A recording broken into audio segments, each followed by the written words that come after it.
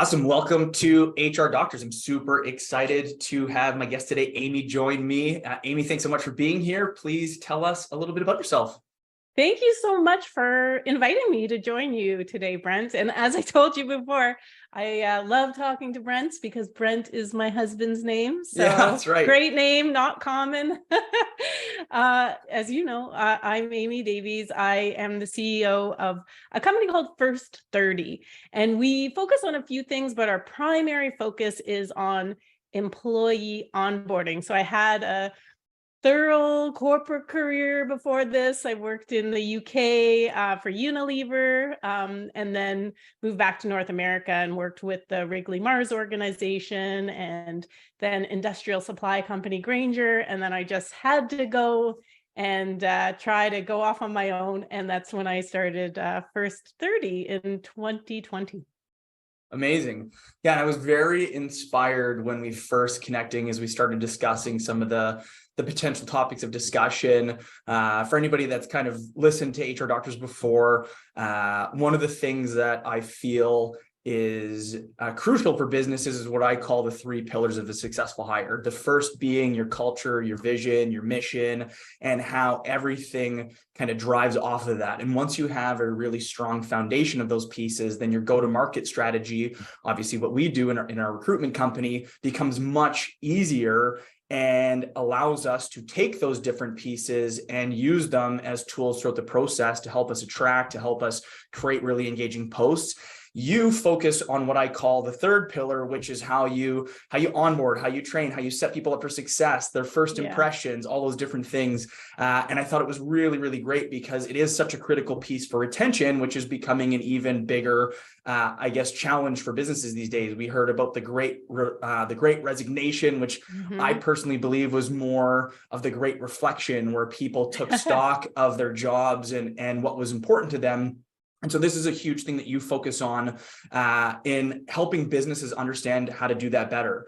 And so can you take us through maybe from a high level of what that looks like, and then we'll kind of dig into the specifics of how you work with your clients and help them work through how to do that better?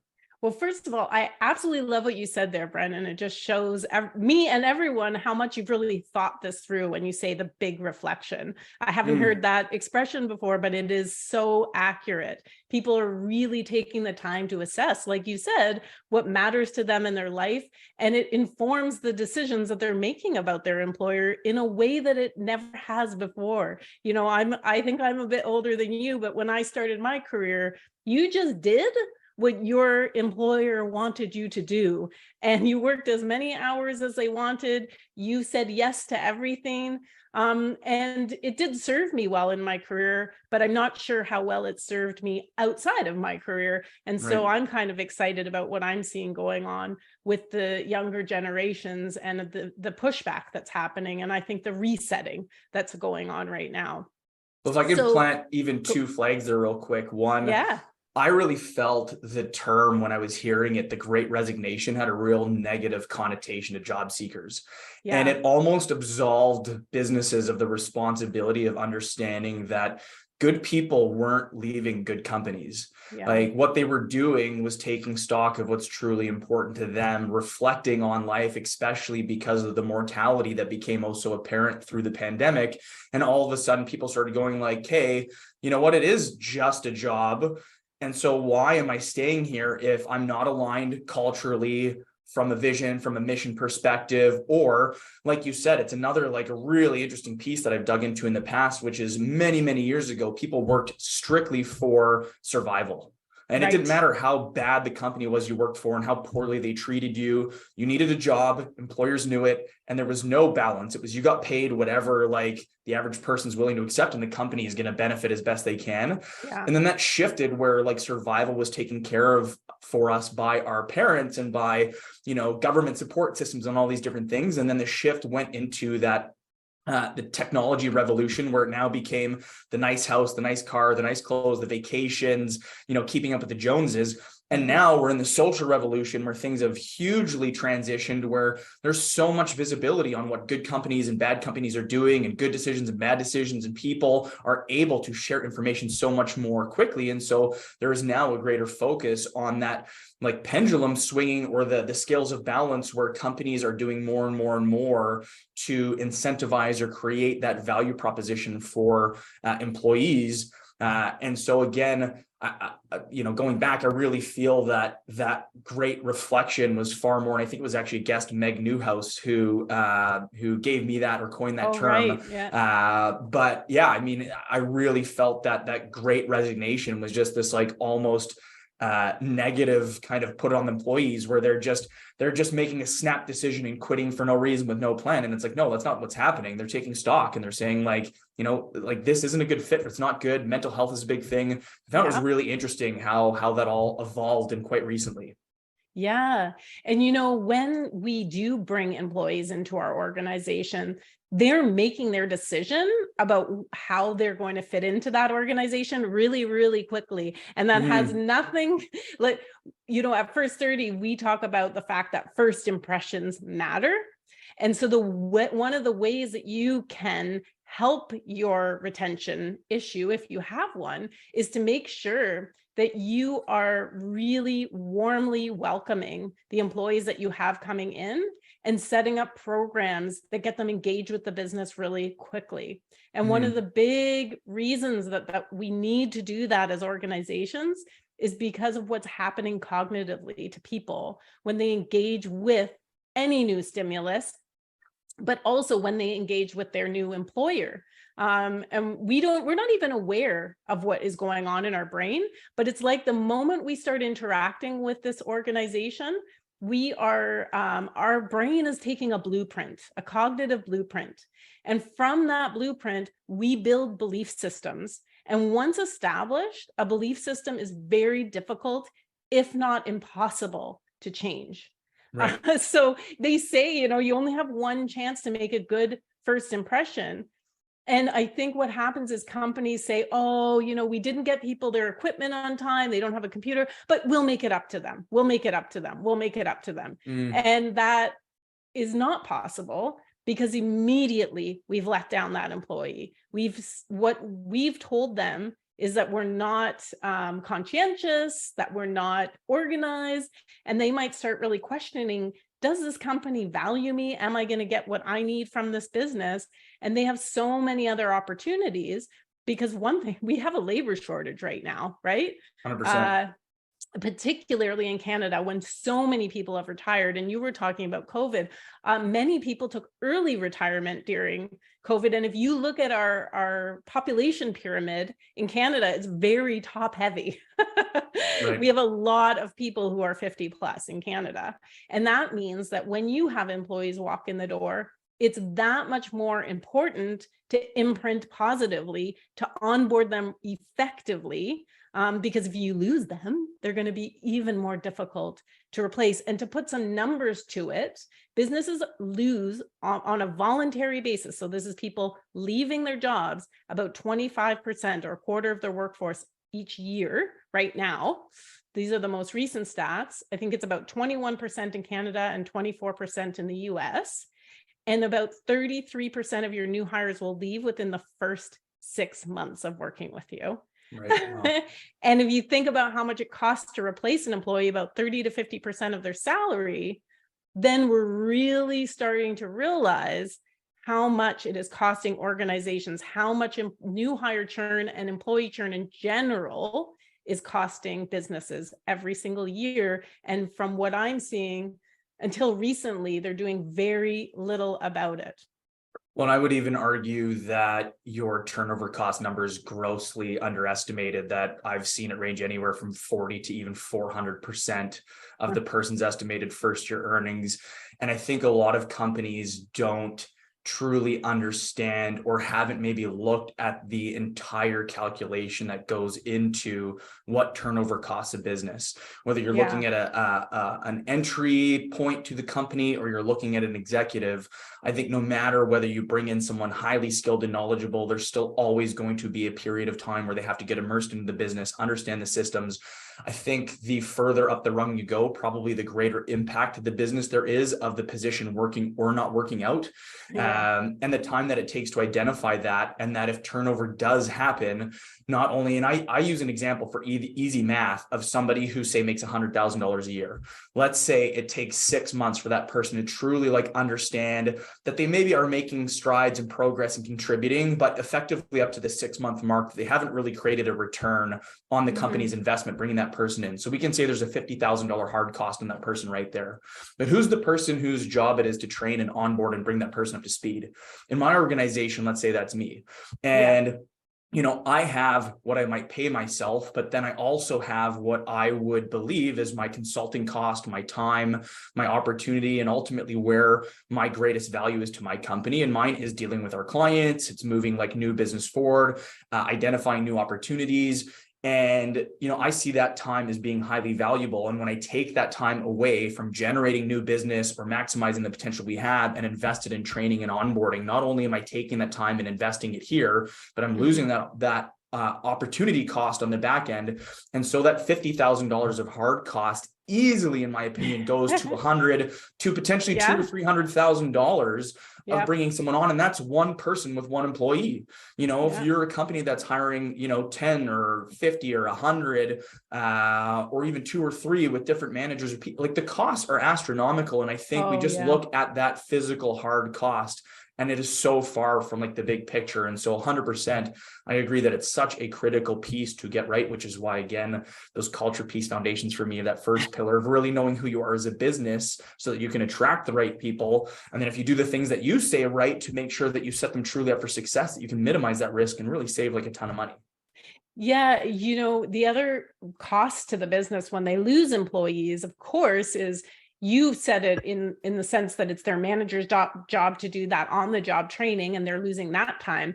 But if you have someone leave and you don't have their backfill, first of all, you've got no one doing that job. And then they 100%. Come in, you know, Express Employment Services is lucky to have you, Brent, and to train people. But what if there's a business and they actually don't have anyone to do that handover? So you've lost your handover, you've lost those working days. Companies are losing a lot more than they realize by not losing customers. Listen, though, I do have some faith because we ran a webinar yesterday called going from onboarding to onboarding, and we presented all kinds of strategies to overcome, you know, this the lack of engagement. So really bringing that onboarding experience alive. And we had almost 200 people attending, right? And amazing. So we're starting to see that companies are really starting to invest. And I would say that you don't want to be left behind too. So if you're not investing in your onboarding process, you know, I might not be the most objective person because I do run an onboarding company, but I think that you will be left behind if you're not really taking a hard look at what you're doing with your onboarding program. Real quick before we dig in, I mean, I think what you do is applicable to companies across the board, but is there a kind of sweet spot, a particular type of client or business that you generally work with, or is it all across the board? You know, interestingly, we do work across the board, and we particularly work a lot with medium-sized companies who may not have a ton of processes in place and are starting to grow really quickly, and they really realize that they need support with this. But manufacturing seems to be one area that has a lot of churn and does want to help a lot with their onboarding programs. And we just brought in a client this last year, and they did a pilot. So it's a good idea to do a pilot, and they did their test market in Canada because we're smaller. And now they've just decided to roll first 30 out into the US because they got such a positive response to having this program in place. It takes so much pressure off everyone in the business when you have a clear, repeatable orientation program, right? It's not going to replace on-the-job training. We need the Brents of the world to be there to have that like in person, that personal touch point, and to actually teach someone how to do their job. But we can take that orientation content, which the entire business needs to learn, and really automate that to make it easier for them to access and give them so much more confidence in the work that they're doing. Right. So if a company comes to you and they've engaged you and you're kind of rolling your program out to them, is there a couple different things that you go through, or is there kind of like a high level, just, these are, how do you kind of like take them through what you need them to be aware of? Yeah, so we really have 3 steps when we work with our clients on our onboarding programs. Number 1, we meet with them and we have what we call an onboarding audit. So we understand what they're doing now and, what they have available, what resources they have, because, sometimes businesses don't look at their resources for a while and they look like maybe they were from a PowerPoint from 2002, right? We want to make sure those are refreshed. Then what we do is we get them to send us all of their resources. First 30 has created modules for the program as well. So a number of the days are already organized for our clients. So we have some resources for diversity, equity, and inclusion. We have an unconscious bias exercise. We have teaching new employees about that learning process, because when we lose employees is sometimes when they're starting to feel, everybody goes through this when they're learning something new. We have that period of where we have a lack of confidence. So we talk them through that and help them build in strategies. We have check-ins throughout the program because, again, it's not a replacement for that on-the-job training. And then the final phase is we take all their resources, we organize them into their program, and we launch their program for them, and it's done. Nice. Yeah, we try to make it very simple. Yeah. Yeah. When we first spoke, one of the things you brought up that you seemed really passionate about was about imprinting. Yes. Yeah. And that is what I talked about. And that is, and this is why we're really, my area of expertise is really on employee retention and engagement. And that's how we came to look at onboarding, because I had, studied so much about imprinting and that cognitive response we have to new stimulus and a new employer and how much it mattered.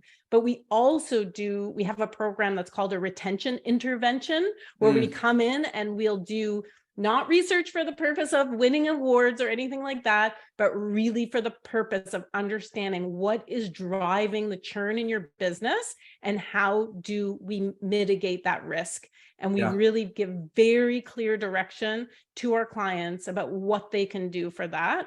But the other thing is, when companies, the other place where they lose employees is, and we're seeing it right now, there's a lot of layoffs in the tech industry, right? We lose the hearts of our employees during that time. We also have an offboarding solution. So we do outplacement as well, because we also see that as employees want to know that you're going to treat them really well on the way in, but they could build a new belief system about your business if you treat people really badly when they leave the organization.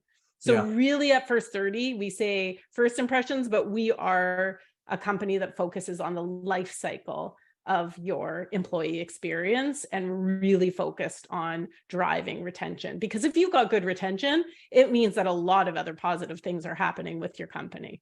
Right. You talked about that kind of first day employee experience where maybe the technology is not there and we'll make it up to you and kind of figure things out. I think there's many people can say they've either been a part of that experience on either side of the table. Are there like a top, 2 or 3 or 5 things that you see that companies do that is like a hard, stop doing this? And then conversely, the top, 1, 2, 3, 5 things that if you're not doing this, you should be doing it right now to really make that really strong first impression, that proper imprint, which ultimately leads to retention, as we discussed. The biggest piece of advice I would give anyone who's trying to improve the employee experience is to focus on pre-boarding. So before your employee even starts with your business, there's that 2 to 4 week window where you've given them a job offer, they've signed it back, and then the employer goes silent. And you might have noticed this too, Brent, that some people aren't even showing up for their very first day at work. Right. Because guess what? They got another job offer and they didn't hear from you at all. And they started feeling uncomfortable.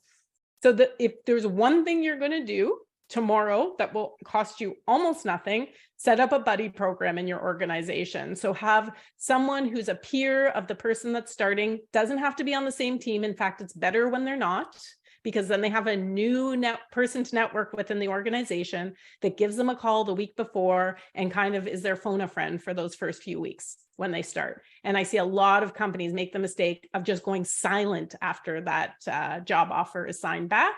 And I think that is a very big mistake. There's so many things you can do with pre-boarding. On our website, we actually have a pre-boarding webinar that they could access, a replay for free. Nice. So if they go to first30ready.com, that's the number 30, then they can get a copy of that replay. But that buddy program is pretty impactful. The other thing is, if you bring them in on their first day, make sure that you have somewhat of a plan for them and one that keeps them engaged. And when it comes to those tools, those are often the one that companies make a mistake on, that things are not ready. What we have to make sure we do is we do not normalize that. We don't say, oh, that's just the sort of thing that happens around here. Or, oh yeah, that happened to me too. It happens to everybody. What we want to do is we want to apologize. We want to give them a realistic timeline for when they're going to get things. And then we want to have things for them to do, whether it's reading through print-offs, whether it's taking a tour of the building. But one way to mitigate that problem, if they don't have their equipment, if you are done for the day, let them leave. Let them sign off, because there's nothing worse, as you know, I'm sure, Brent, hanging around. You've got nothing to do. You're new. You're trying to make this great first impression, and it's making you look bad. And then it's going to make you feel bad about the business.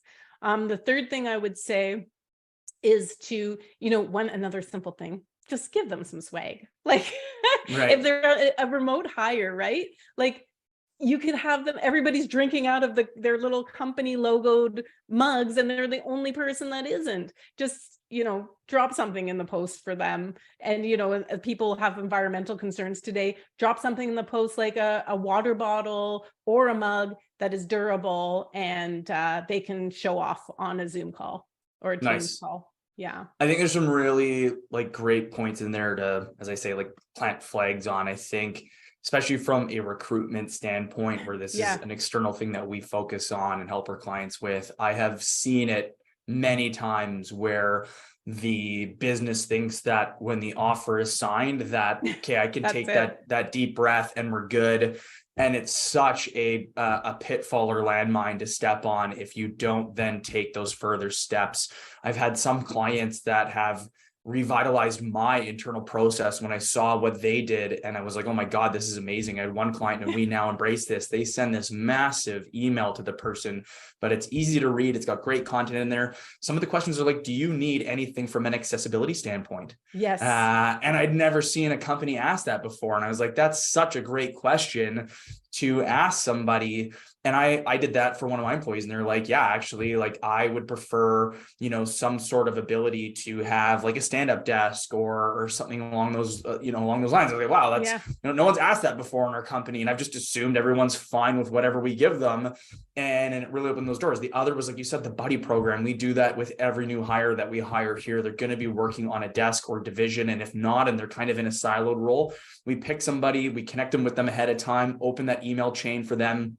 And that person takes this individual out for lunch on their first day, which I thought was such a great way to help them just feel more comfortable with the team, be able to ask some questions. Yeah. I think from a behavioral standpoint, the way that you show up when the person actually shows up, as you said, if you don't have your technology stack ready to go, they're not immersed in your, your email and your software. and you're fumbling through that stuff, you are building a foundation of the behaviors that are expected of this employee when they come in. And if you show up in a way where it's like, I wasn't proactive and it's not expected of anybody here, versus like, we are dialed in, you should always be ready to go. You should have a plan, a strategy. We know this is like, how could you possibly, unless you hired somebody on a Monday and they start on Tuesday, sure, fair. But if someone's, had to give 2 weeks notice to come and join your firm or longer, you have zero excuses. You have zero excuses to not have the technology ready to go. Yeah. And then as the last one, further, echo what you were saying, I think like the swag piece is easily like a great way to just be like prideful in who you are and your company, and be like, I'm assuming will be excited that you're joining this new company, and probably excited that this is a great company to work for. And if you got something to rep that brand, that you're going to, and you're going to show your friends, and they're going to be like, oh, what's this? And you're like, oh, that's a new company that I'm working for, and they sent me this shirt. Like how much did that cost you as a company to get that really positive interaction, that branding, that free marketing? Like, it's such a huge missed opportunity that I would for sure say I don't do as well as I could. We definitely do some of that, but could do that way better. And I 100% think that it is a missed opportunity that a lot of companies aren't taking advantage of. You see people posting about that on LinkedIn, right? They take pictures of all this swag and post it and put it up as pictures when they start their new job. And it tells everybody it's so good for your employer brand as well.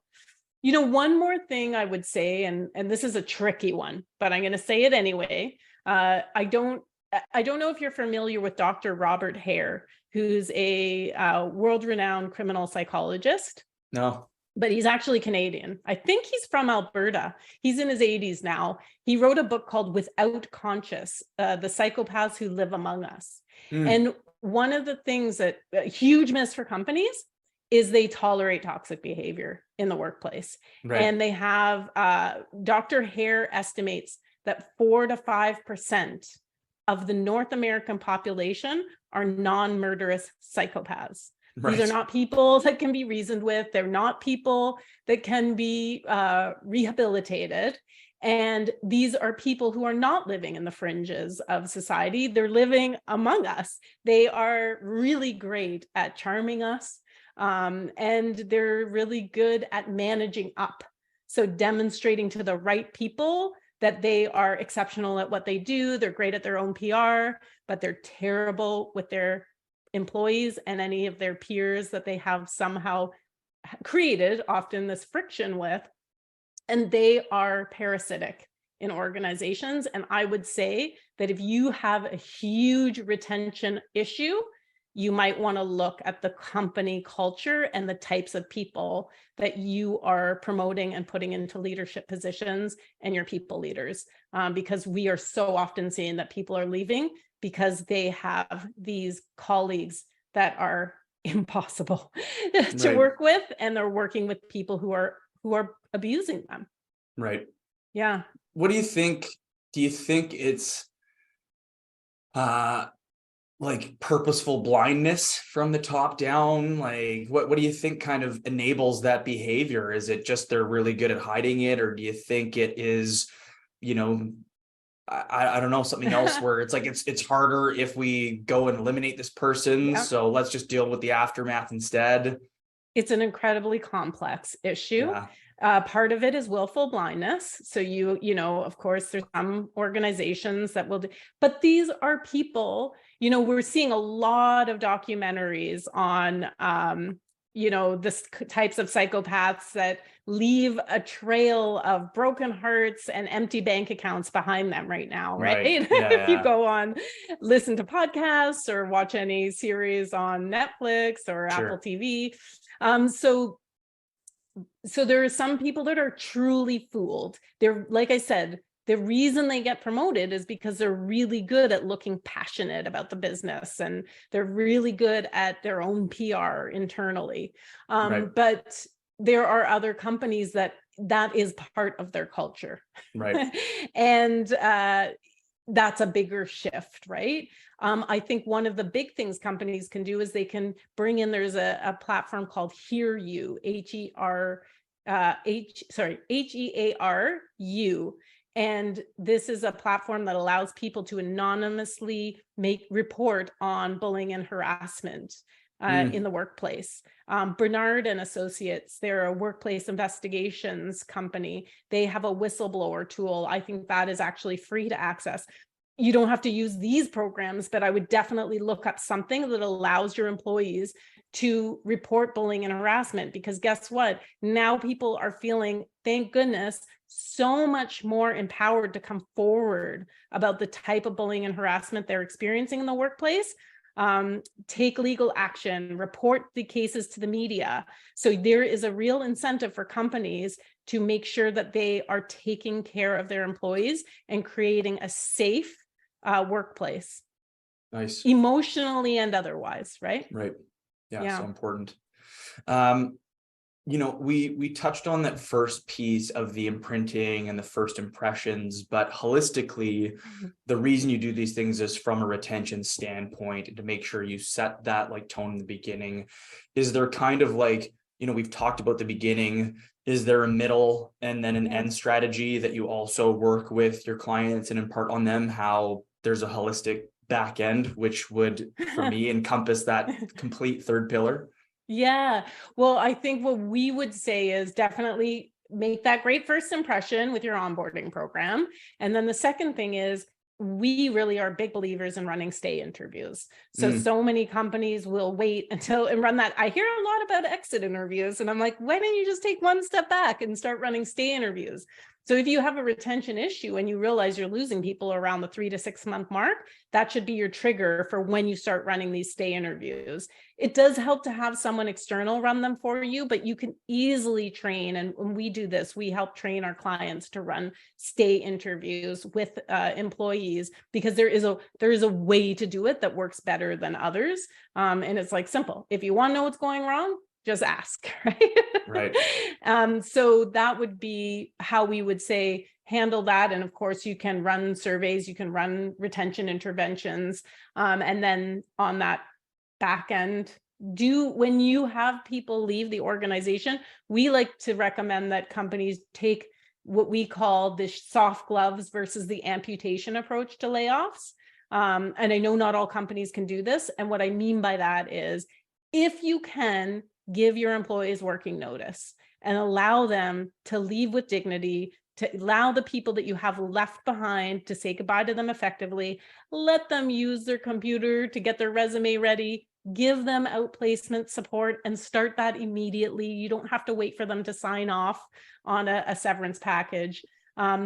Because this will be a signal to all of your employees that you're prepared to take care of your employees who have been dedicated to you throughout that life cycle. So I hope that answers your question.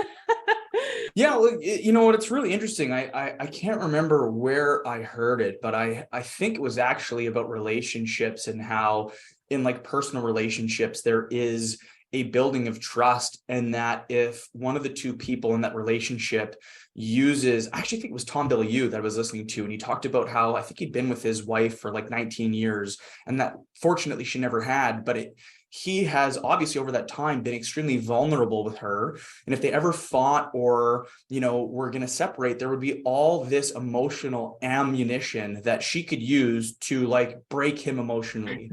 Yeah. And that as soon as that happens, which does happen in relationships at times when people are arguing and fighting, where they would use that as like a strategy to hurt the other person, to show them how much they've been hurt, that trust is almost impossible to get back. Yeah. And that from an employer standpoint, that you can do all these things to build this trust. And I think, again, it's also really important that if you're laying 1,000 people off, it's going to be really hard to do that in a way where you can have a personal conversation with everybody, and that you're going to do that first before you remove the technology access from people. Like, I know everybody wants this like really great send off, and it's not always possible. And I get, we maybe saw that like the crying CEO year, or I don't know if it was months or years ago, that went viral, where it was like, we get that you're upset, but if you were really that upset, there's all these other things you could have done. Yeah. But I think the way that you exit people will be a direct message to everybody internally that you're either staying true to how you've said you're going to operate, or you're not. And that, again, this is a business for all of them that are for profit, that are, private or public, that aren't, say, government, and that aren't, say, nonprofits or whatever they may be. Like, this is the thing that can happen. But I think, again, you send a message to your people on how people leave and how you view or support or handle that transition.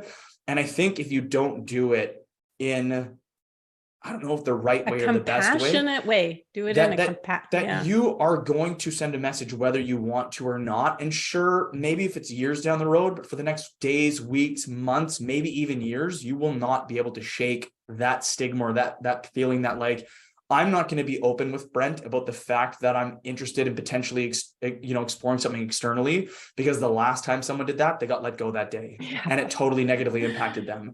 And then I'm going like, well, what? I can't believe you just gave me 2 weeks unexpected notice. Like, that's crazy, and I think again, knowing turnover is such like a crazy, impactful thing that can affect businesses, that it's just a huge piece that we need to be aware of, and how, like you said, how you run that life cycle directly relates into everything. And for me, tying it all back, I mean, that goes directly into your pillar one: vision, mission, culture, like how you show up in the beginning. You can't just say that you want to do those things and then not do all the stuff that you're talking about on the back end. Yeah, that's right. They can't coexist if you're not. Yeah, that's right. Well, I was joking with you about the fact we talk about love bombing your employees when they start working with your company.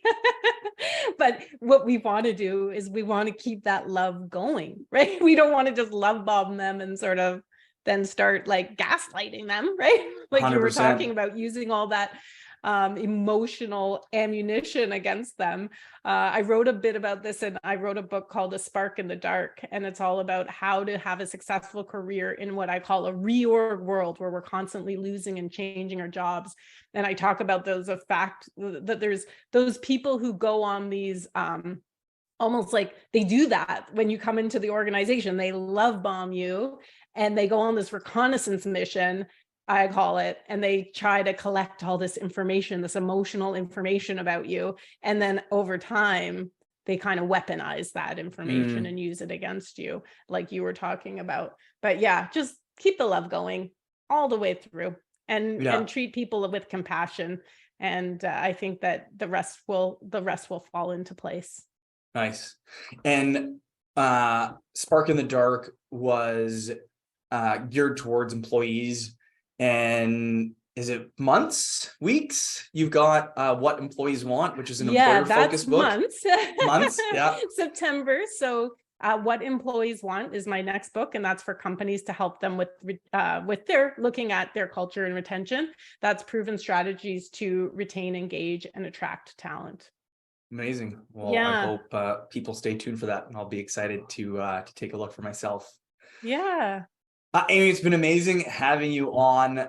Is there parting last words or anything else you think that you would like to cover, discuss, to leave that lasting impression on anybody that's joined in? Well, first of all, learn a bit more about imprinting, because I think that will really help you put things into context. And I don't think we talk enough about imprinting in the corporate world, and that can make huge changes, not just for you professionally, but also personally. The more we learn about these things. But the one thing that I would say you can do individually to change your outcome is did you know what the most dangerous word in the English language is, Brent? I do not. Okay. The word, I'm not even going to say it. It's spelled N-O. And you know why? Because when we were little, if your mother tongue was English, you heard that word a lot. When you weren't getting what you wanted, disappointment often followed that word, right? But the best word that you can use in the English language is the word yes, because we have a positive cognitive response to that word. Right. So use the word yes as much as you can, and your outcome will change for the better. So that's the piece of advice I would give. And I'm going to set up a URL for this show specifically, www.first30ready.com/express. And I'm going to set that up for anyone listening that wants some free resources, maybe some of the things we've been talking about today, to help them in their their role, and it's just some free downloads for you. Awesome. Well, I Yeah. encourage anybody to check out First 30. I encourage you to check out Amy on LinkedIn, give her a follow, maybe send her a message if you want to connect. Thanks so much for joining me, and thanks to anybody for listening to HR Doctors.